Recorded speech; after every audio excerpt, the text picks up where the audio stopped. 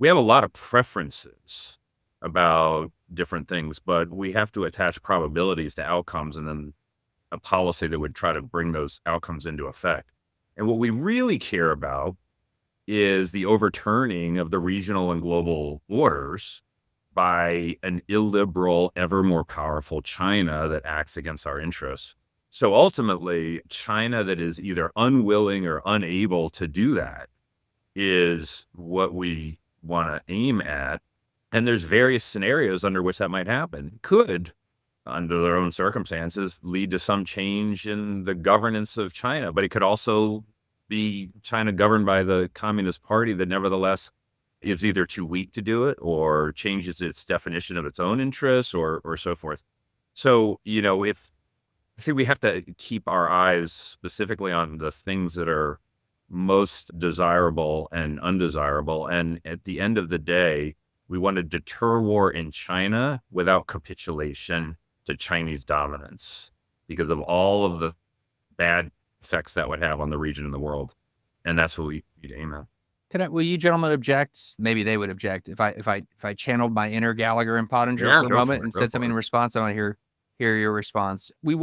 Presumably we want to maintain this order. We take it as an objective to maintain this order because ultimately we see that order as a means of preserving our freedom and prosperity at home, preserving the American project. And we believe happily that there is tremendous overlap between the preservation of the American project and the beneficial effects of the order more broadly beyond America's shores. And in the kind of competition that we've entered with China, we find ourselves in a place where whatever the pressures we have in our domestic politics in a period of a fair amount of upheaval and storminess, not as bad as it's been in American history, but bumpy in the last few years, we are far from the situation that I take to be the case in Beijing, as is the case in regimes like Beijing's, where the preservation of the regime is a very high priority because you have a very legitimate reason to be afraid of a lot of the people in your own country, which seems to me to be a comparative advantage for the United States in the competition.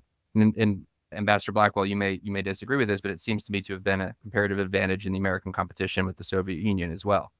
Why would we not apply pressure, whether or not we thought it would come to fruition in the form of regime collapse or regime change in the short term, along that axis as one more means of competing with China?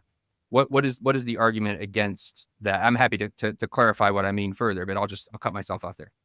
Well, I said earlier what I think the best argument against, which is that in order to produce this equilibrium in Asia and indeed globally of the kind that has been so good for America and the West, we need our allies.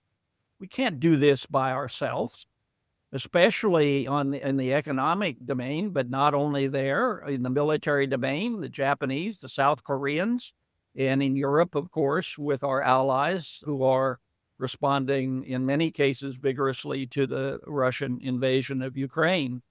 The idea of an America succeeding in the world over time alone doesn't seem to me to be borne out by American history. We've always done better, American presidents, at least from the Second World War onward.